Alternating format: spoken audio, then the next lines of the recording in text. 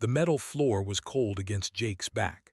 He lay still in the darkness of the holding cell, listening to the hum of the alien ship all around him. Somewhere to his left, a woman was crying softly. Somewhere else, a child was asking for water. The air smelled wrong. It smelled like chemicals and something else. Something alive but not human. Jake opened his eyes and stared at the ceiling. It was made of a dark material that seemed to absorb light rather than reflect it. Everything about this ship felt wrong to him. The walls curved at strange angles. The doors made sounds like insects clicking. Even the gravity felt a little too heavy, pressing down on his chest like an invisible hand. 3 days ago, he had been a maintenance engineer on a colony transport ship called the Bright Horizon. They were carrying 200 civilians to a new settlement on the edge of human space. Jake spent his days fixing broken water recyclers and making sure the air systems worked properly. It was quiet work, simple work. He liked it that way. Then the came. Their warships appeared out of nowhere. One moment the stars were empty. The next moment, 3 massive vessels surrounded the Bright Horizon like wolves around a wounded deer. There was no warning, no chance to run. The colony ship's small defense systems were useless against the alien weapons that tore through their hull in seconds. Jake remembered the screaming. He remembered the smoke filling the corridors as he tried to help people reach the escape pods. He remembered the moment the airlock burst open and the soldiers poured in, their bodies covered in black armor, their eyes glowing red in the emergency lights. They killed anyone who fought back. They captured everyone else. Now 47 humans sat in the holding cells of the warship Crimson Talon. Jake did not know what happened to the other passengers. He did not want to think about it. He sat up slowly and looked around the cell. It was large enough to hold about 20 people. The walls were smooth and seamless. There was no door that he could see, just a section of wall that sometimes became transparent when the guards wanted to look inside. A small opening in the corner provided water that tasted like metal. There was no food yet. Lisa Monroe sat across from him. She was a field medic who had been traveling to the new colony to help set up their first hospital. She was maybe 30 years old, with short brown hair and tired eyes. She had spent the last 3 days taking care of the wounded prisoners with nothing but torn pieces of clothing and her own 2 hands. "You should rest," Jake said to her. Lisa shook her head. "Can't sleep. Every time I close my eyes, I see them." Jake understood. They were the stuff of nightmares. They stood nearly 7 feet tall, with bodies that looked like a mixture of insect and reptile. They had 4 arms, each ending in claws sharp enough to cut through steel. Their faces had no expression that humans could read, just large compound eyes and mandibles that clicked together when they spoke. But the worst thing about them was how they looked at humans. They looked at them the way a person might look at an insect crawling across the floor. There was no hate in their eyes, just cold indifference. Humans were nothing to them, less than nothing. "I heard the guards talking," Lisa said quietly. "I don't understand their language, but one of them used a translator device. We're being taken to there." Jake felt his stomach drop. "Prime." Lisa nodded. "We're going to be presented to their queen, as tribute." The word hung in the air like poison. Tribute. It meant they were gifts, trophies, proof of power over the weaker races of the galaxy. Jake had heard stories about the queen. Her name was, and she had ruled her empire for over 1,000 years. They lived much longer than humans, and their queen was said to be ancient beyond understanding. She had conquered dozens of worlds and destroyed entire civilizations. To her, humanity was just another species to be crushed beneath her claws. "There has to be a way out," Jake said. "There's always a way." Lisa looked at him with something like pity in her eyes. "Jake, their technology is centuries ahead of ours. Their soldiers are stronger, faster, and they don't feel pain like we do. What can we possibly do?" Jake did not have an answer, but he refused to give up. His father had always told him that hope was the last thing to die. As long as you were breathing, you had a chance. You just had to look for it. Over the next few days, Jake watched. He watched the guards and learned their patrol patterns. He noticed that they changed shifts every 6 hours. He saw that they always approached the cells from the same direction. He memorized the sounds the ship made, learning to tell the difference between normal operations and something unusual. He also watched his fellow prisoners. Most of them were scared and broken. They sat in silence, waiting for death, but a few still had fire in their eyes. Lisa was one of them. An older man named George was another. And then there was Danny Torres. Danny was 14 years old. He had been traveling with his mother to the new colony. His mother did not survive the attack. Now Danny sat alone in the corner of the cell, his arms wrapped around his knees, his eyes staring at nothing. He was just a boy, Jake thought, a boy who had lost everything. Jake made his way over to Danny and sat down beside him. "Hey," Jake said softly, "you okay?" Danny did not answer at first. Then in a voice barely above a whisper, he said, "They killed my mom, they shot her. She wasn't even fighting them." Jake felt his heart break. He put a hand on Danny's shoulder. "I'm sorry, I'm so sorry." "What's going to happen to us?" Danny asked. Jake wanted to lie. He wanted to tell the boy that everything would be fine, that help was coming, that they would all go home soon. But he could not do it. Danny deserved better than lies. "I don't know," Jake admitted, "but I promise you this. Whatever happens, you won't face it alone. We look out for each other. That's what humans do." Danny looked up at him with red-rimmed eyes. For a moment, something like hope flickered across his face. Then he nodded slowly. The ship continued its journey through the dark void of space, carrying its human cargo toward an uncertain fate.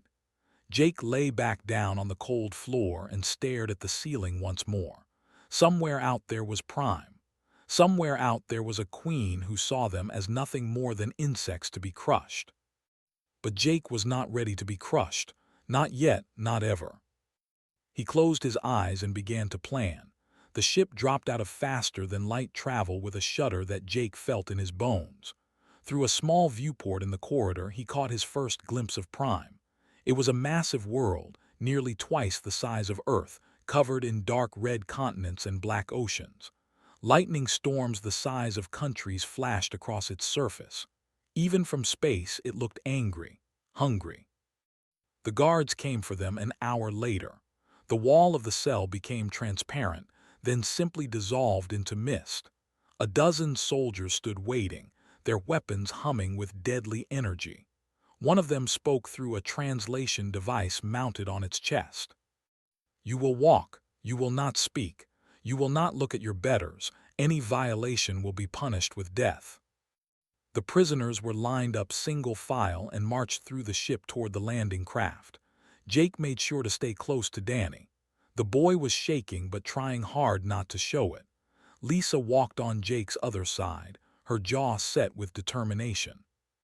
The landing craft was a large vessel with no windows.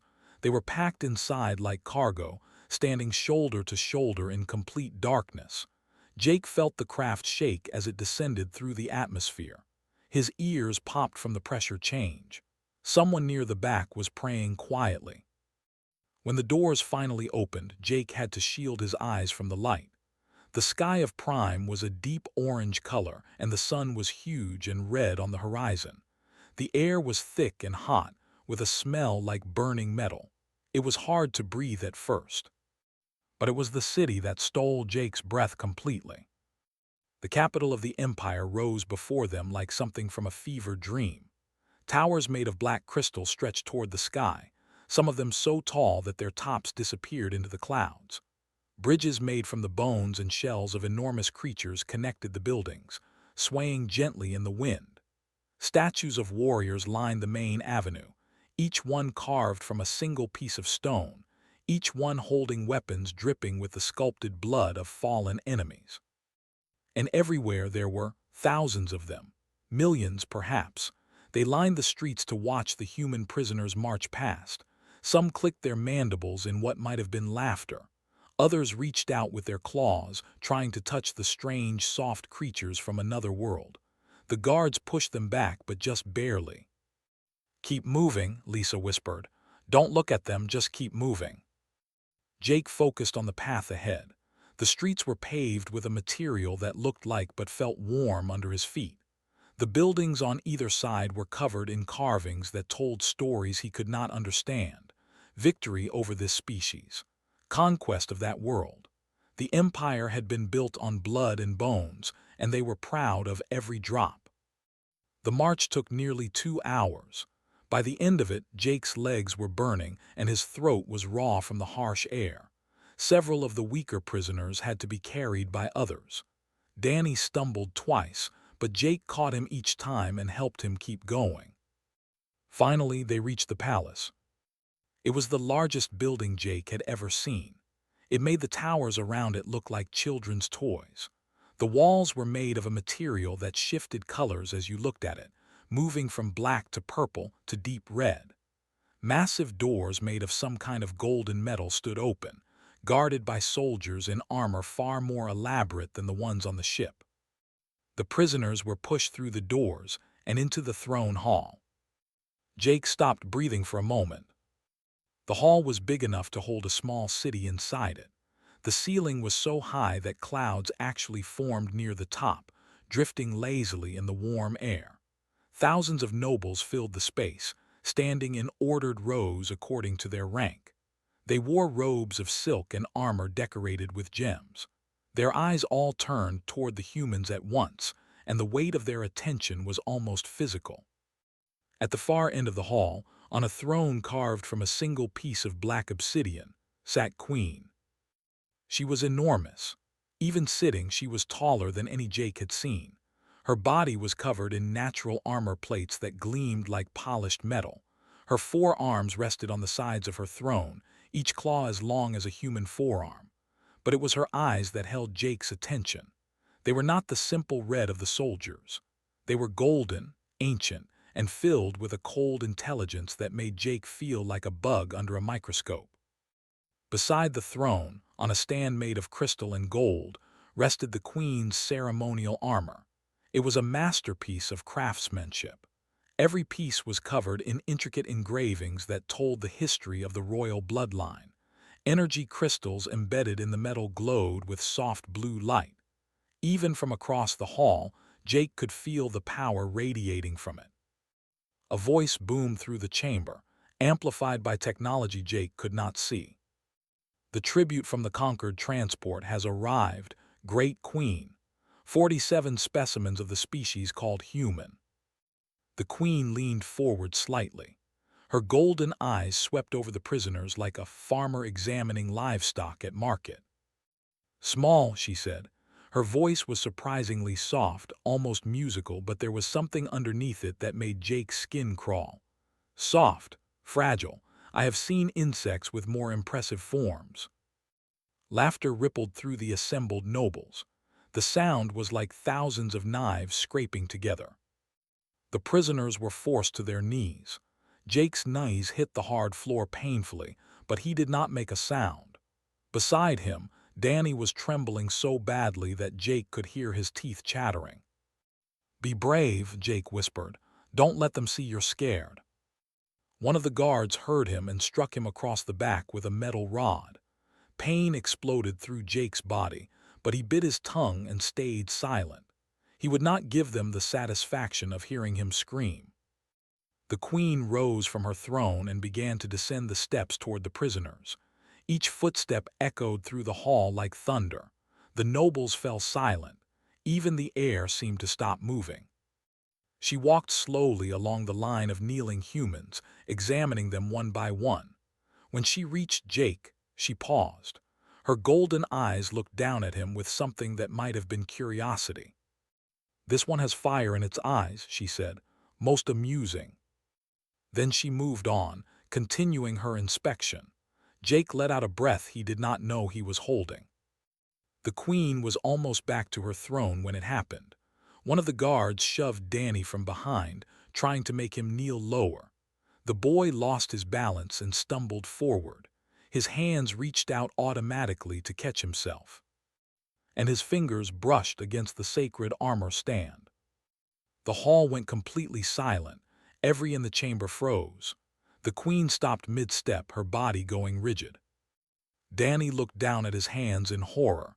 He looked up at the armor stand. He looked at the queen.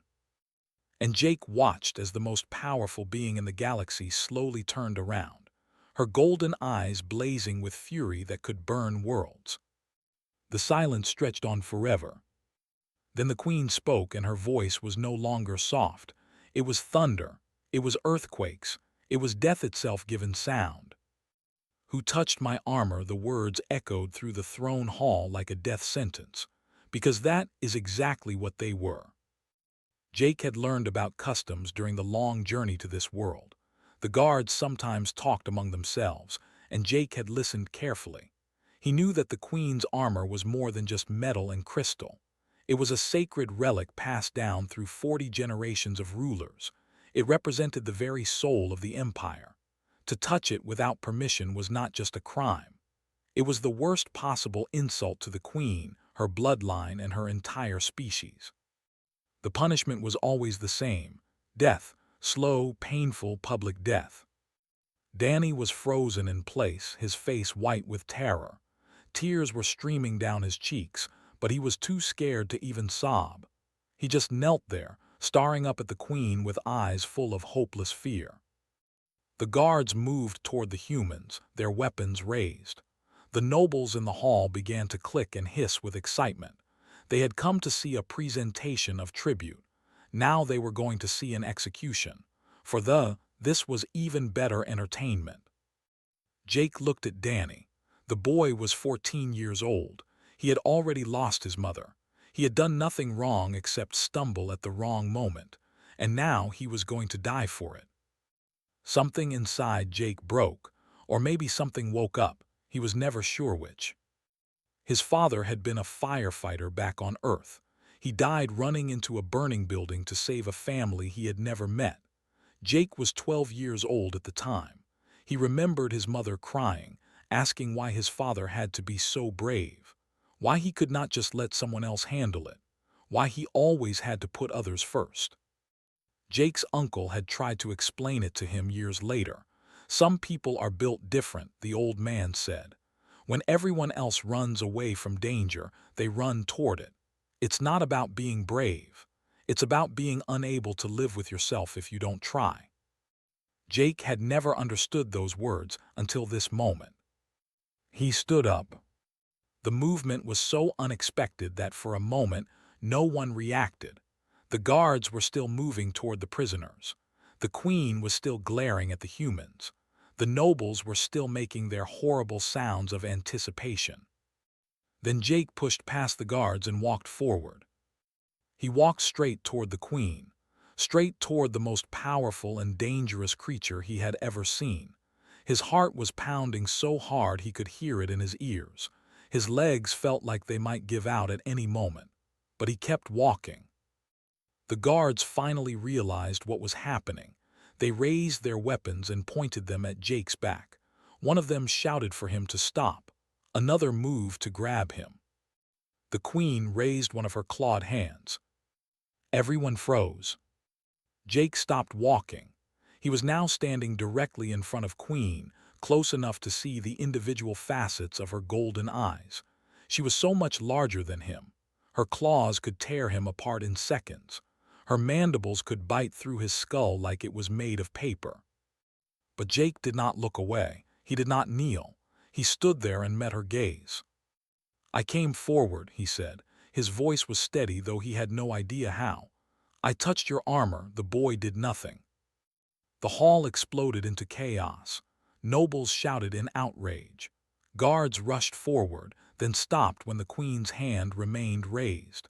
The other human prisoners stared at Jake with a mixture of horror and disbelief. Lisa tried to stand up to say something, but a guard pushed her back down. She could only watch as her friend stood alone before the most dangerous being in the galaxy, claiming a crime he did not commit. Queen tilted her head slowly, studying Jake like a scientist examining a new and puzzling specimen. "You lie," she said. Her voice was quiet now, but somehow that was even more frightening than her earlier thunder. My eyes saw the small one stumble. I watched his hands touch the sacred stand. Why do you claim his crime? Jake's mouth was dry. He swallowed hard and spoke anyway. Because where I come from, we don't let children die for accidents. You want someone to punish, take me, but that boy goes free. The Queen's mandibles clicked slowly. The sound was like bones breaking. You would die for a child that is not your own, a child you barely know. Yes. Why? It was such a simple question, one word, but it carried the weight of everything that made humans different from the. Jake thought about his father running into that burning building. He thought about his mother crying by the window. He thought about every story he had ever heard about ordinary people doing extraordinary things because someone needed help. Because that's what we do, Jake said. We protect each other. We stand up for the weak. We don't leave anyone behind. He paused, then added, even if it costs us everything. The Queen was silent for a long moment. Her golden eyes never left Jake's face. Around them, the hall was completely quiet. Even the guards had stopped moving, unsure of what to do. Finally, Queen spoke. In 3,000 years of rule, I have conquered 117 worlds. I have broken empires and erased civilizations from existence. I have seen every type of creature the galaxy has to offer. She leaned closer to Jake, close enough that he could feel the heat radiating from her body. I have seen creatures beg for their lives. I have seen them betray their own families to survive. I have seen them offer me anything and everything in exchange for one more moment of existence. She straightened up and looked down at him with something new in her eyes, something that might have been respect, or might have been hunger. But I have never seen one step forward to die for a stranger. Jake said nothing. There was nothing left to say. The Queen turned and walked back toward her throne. She sat down slowly, her 4 arms arranging themselves on the armrests. Her golden eyes swept over the assembled nobles, then returned to Jake. What manner of creature values another's life above its own survival? She asked. Jake lifted his chin. He thought about Earth. He thought about humanity. He thought about every firefighter, every soldier, every ordinary person who had ever run toward danger to help someone in need. A human, he said. The Queen's mandibles spread in what might have been a smile, or might have been preparation to feed. Interesting, she said. Most interesting indeed. She turned to speak with her advisors. Jake could not understand the words, but he could see that an argument was developing. Some of the advisors seemed angry, pointing at Jake and making sharp gestures. Others appeared thoughtful, clicking their mandibles slowly. Danny was still kneeling where he had fallen. He was staring at Jake with tears running down his face, but now they were different tears, not just fear anymore. There was something else there, something like hope. Lisa caught Jake's eye from across the hall. She shook her head slowly, her expression a mixture of pride and despair. She thought he was going to die. She was probably right. But Jake did not regret his choice. Whatever happened next, he had done the right thing. His father would have been proud. The argument among the advisors was growing louder. Finally, Queen raised her hand for silence. The hall went quiet instantly. She looked at Jake for a long moment. Then she spoke, and her words changed everything. The human has invoked something he does not understand, but his actions have earned him a chance. I call upon the ancient law. I invoke the right of ethos. Gasps echoed through the hall. Even the guards seemed shocked. Jake had no idea what those words meant, but he could tell from the reaction that something significant had just happened. The Queen smiled her terrible smile. Let us see if human courage is more than just words. The guards took Jake to a cell beneath the palace. It was small and dark, with walls made of the same color-shifting material as the palace above. A single light glowed in the ceiling, just bright enough for him to see the outlines of the room. There was no bed, no water, nothing but stone and silence. Jake sat in the corner, and tried to understand what had happened. The right of ethos. He had heard the nobles whispering about it as the guards dragged him away. It was an ancient tradition, older than the current dynasty, a test reserved for enemies the considered worthy of respect. If Jake survived 3 challenges, all the human prisoners would be set free. If he failed, they would all die together. 3 challenges, 3 chances to save 47 lives, including Danny's. Jake closed his eyes and leaned his head against the cold wall. He was a maintenance engineer. He fixed broken pipes and faulty wiring. He was not a warrior. He was not a hero. He was just a man who could not watch a child die. But now everything depended on him. The door to his cell dissolved into mist, and it entered. This one was different from the guards. She was smaller, with dark green coloring and eyes that were more amber than red. She carried a translation device in one of her 4 hands. "I am Ra," she said through the device. "I am what your people might call a scholar. The Queen has assigned me to explain the trials you will face." Jake stood up slowly. Why would she do that? Ra tilted her head. "The right is ancient and honorable. Cheating is forbidden. You must know what awaits you, or the trial has no meaning." She gestured, and images appeared in the air before them. Jake realized it was some kind of holographic technology far beyond anything humans had developed. "The first trial is combat," Ra said. "You will face a champion in the arena. The fight continues until one combatant cannot stand." The image showed a massive warrior covered in scars, wielding a weapon that looked like a cross between a spear and a chainsaw. "The second trial is endurance," Ra continued. "You will be sent into the ash marshes at the edge of the city. You must survive for 1 full day and return to the palace gates." The image changed to show a landscape of mud and poisonous-looking plants. Creatures with too many legs moved through the mist. "The third trial is wisdom," Ra said. "You will play a game of strategy against the Queen's War Master. The game is called, if you lose, you forfeit the trial." The final image showed a complex board covered in hundreds of pieces of different shapes and sizes. Jake studied each image carefully. Combat against a creature twice his size and strength. Survival in a hostile environment. A game he had never seen before against an expert player. "This is impossible," he said quietly. Ra made a clicking sound that the translator rendered as a sigh. "Many have said the same. In 3,000 years, only 4 challengers have survived the rite. 2 of them were themselves. What happened to the others?" "They died with honor. The Queen remembers their names." Jake laughed bitterly. Small comfort. Ra studied him for a moment. "You confuse me, human. You claimed a crime you did not commit. You volunteered for death to save a child. Now you face trials that will almost certainly destroy you." She paused. "Why?" Jake thought about the question. He had asked himself the same thing 100 times since stepping forward in the throne hall. "Because some things matter more than survival," he said finally. "Because if I had let that boy die, I would have had to live with it forever. And that would have been worse than any death." Ra was silent for a long time. Then she did something unexpected. She bowed her head slightly. "I will inform the Queen that you are ready for the first trial."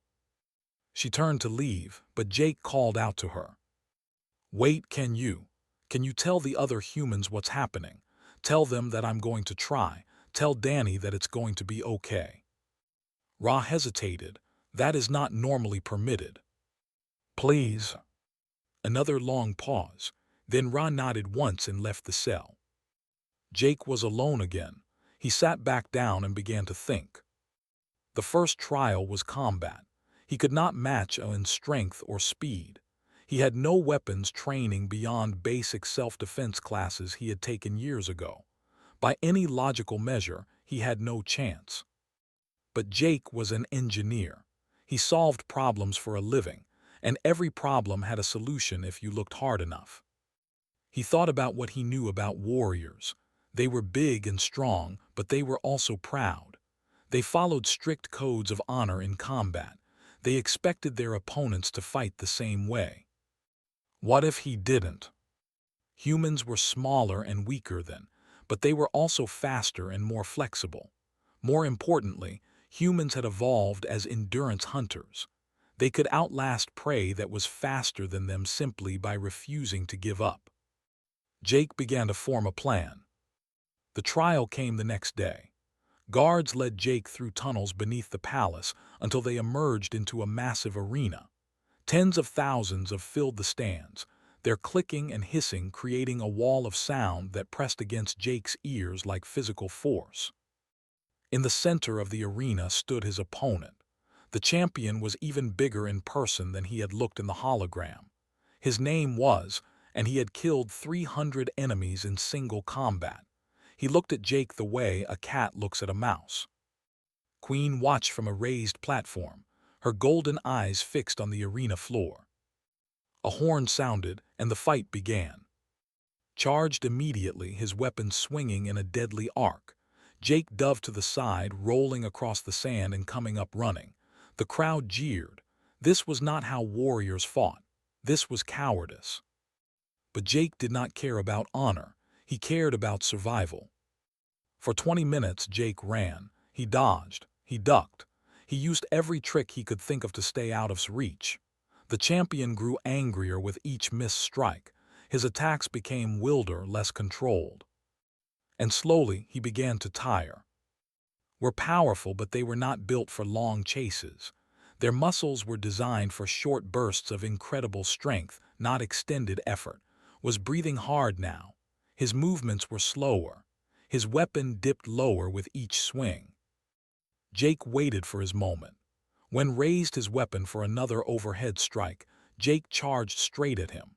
He slid between the champion's legs, grabbed a handful of sand, and threw it directly into those compound eyes. Roared in surprise and pain. He swung blindly, missing by meters. Jake grabbed a loose rock from the arena floor and struck the back of the champion's knee, joints bent differently than human ones. Jake had noticed that during his observations on the ship. The champion fell. Before could rise, Jake was on his back, one arm wrapped around his neck, the other holding the rock against the soft spot where the skull met the spine. "Yield," Jake said, breathing hard. "Yield and this ends." The arena was completely silent. No one could believe what they were seeing. A human had brought down a champion. Struggled for a moment, then went still. Through the translation device on Jake's wrist, he heard the champion speak a single word. "I yield." The crowd erupted. Some cheered. Most screamed in outrage, but it did not matter.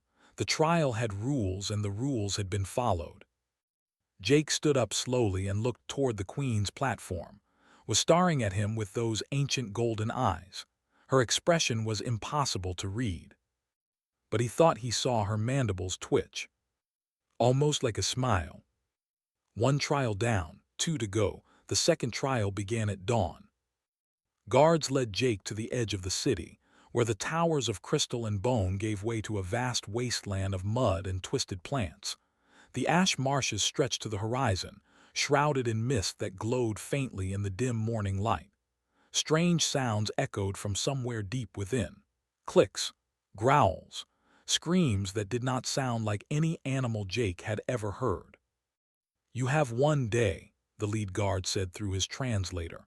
"Return to this gate before the sun sets tomorrow and you pass the trial. Fail to return and your people die." Jake nodded and stepped into the marsh. The ground was soft and sucked at his feet with every step. The air was thick with a smell like rotting eggs and burnt metal. Within minutes, his lungs were burning and his eyes were watering. This was not a place meant for human life. But Jake kept walking. He had spent the night before thinking about this trial. Survival was about more than just strength. It was about knowledge, preparation, and adaptation. Humans had survived ice ages, deserts, jungles, and every hostile environment Earth could throw at them. They had done it not because they were the strongest or fastest, but because they could think their way through problems. Jake found a stream of relatively clean water and drank carefully. He found plants that looked similar to ones he recognized from Earth and tested them cautiously for poison. He built a small shelter from fallen branches and mud to protect himself from the acid rain that fell twice during the day. The creatures of the marsh came for him 3 times. The first was a snake-like thing with 6 eyes and fangs dripping with venom. Jake heard it coming through the underbrush and climbed a tree before it could reach him. The creature circled the trunk for an hour before losing interest and slithering away. The second was a pack of small predators that hunted together like wolves. They surrounded Jake's shelter in the middle of the night, their eyes glowing red in the darkness. Jake built a fire using friction and dry moss, something his father had taught him during camping trips years ago. The creatures feared the flames and eventually retreated. The third was the worst, a massive beast that rose from the mud itself, its body made of dirt and roots and bones from countless victims. It did not chase Jake. It simply waited, blocking the path back to the city gates. Jake sat in his shelter and thought. He could not fight this creature. He could not outrun it. He could not wait for it to leave because his time was running out. Then he remembered something from his childhood. A story his grandmother used to tell about a clever fox who could not fight a bear, so he tricked the bear into fighting a river instead. Jake gathered the foul-smelling plants he had found earlier. He crushed them into a paste and smeared it all over his body. The smell was horrible, but it masked his human scent completely. Then he crawled on his belly through the mud, moving so slowly that he was almost invisible. The creature did not see him. It was looking for something that moved quickly, that ran, that showed fear. It was not looking for something that moved like part of the marsh itself. Jake passed within 10 feet of the beast and kept going. He reached the city gates as the sun was setting. The guards stared at him with something like disbelief in their compound eyes. He was covered in mud and filth. He was exhausted and starving, but he was alive. 2 trials down, 1 to go. The final trial took place in a chamber high in the palace. Jake sat across from the Queen's War Master, an ancient name who had commanded fleets and conquered worlds. Between them was the board for, covered in hundreds of pieces representing armies, resources, and strategic positions. "The rules are simple," said through a translator. "Each player commands a civilization. The goal is to achieve dominance through military, economic, or cultural victory. We play until one side can no longer continue." Jake looked at the board. He had never seen this game before. He did not know the rules beyond what Ra had briefly explained. His opponent had probably played this game for centuries. There was no way to win through skill. So Jake decided not to play for victory. He played for something else entirely. The game began. Jake made strange moves that seemed to have no strategy. He sacrificed valuable pieces. He ignored obvious attacks, grew confused, then frustrated. This was not how the game was played. But Jake had noticed something during his time observing they were predictable. They followed rules and traditions religiously. When something unexpected happened, they did not adapt. They simply tried harder to force the situation back to normal. Jake played chaos. He made moves that broke the expected patterns. He created situations that had never appeared in the game before, did not know how to respond. Hours passed. The game stretched on and on. His confident posture slowly deteriorated. He was spending more time thinking about each move. He was making mistakes. Finally, Jake saw an opening. It was small, but it was there. A combination of moves that would trap his main forces and leave his capital exposed. Jake made the moves, stared at the board in disbelief. "That is not possible," he said. "That combination has never been played." "It has now," Jake replied. Looked at the board for a long time. Then he stood up slowly and bowed his head. "I concede, the trial is complete."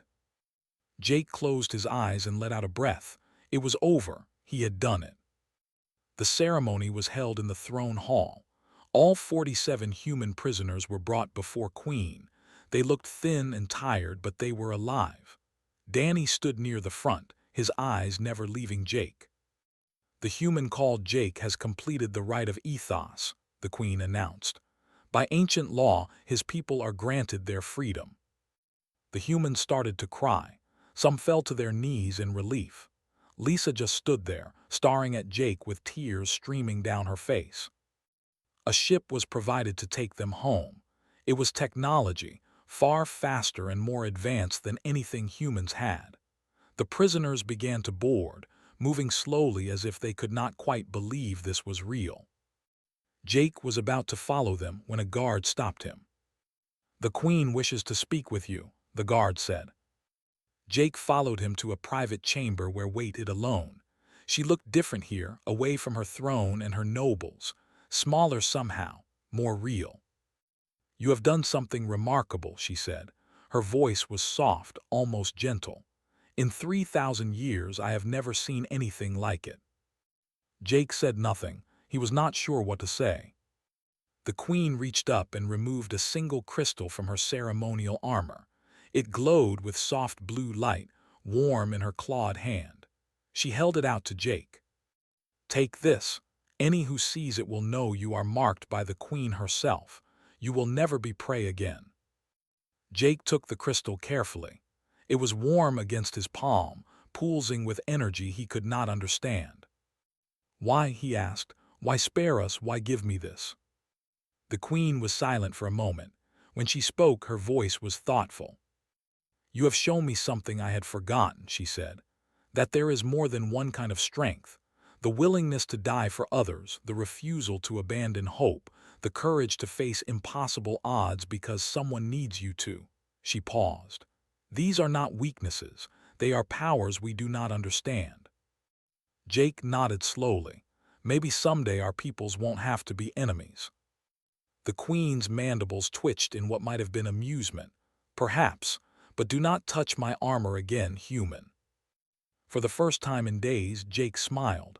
No promises. He walked back to the ship where the other humans were waiting. Lisa grabbed him in a hug that nearly knocked him over. Danny just stood there, looking at Jake like he was looking at a miracle.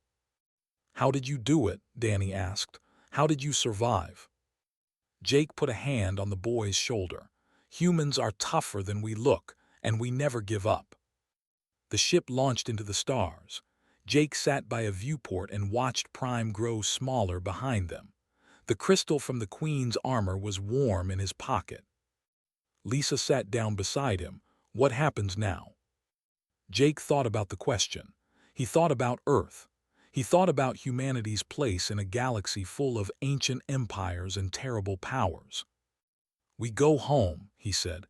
"We tell everyone what happened, and we make sure they know that humans are not prey." Lisa nodded. "You think they'll believe us?" Jake smiled.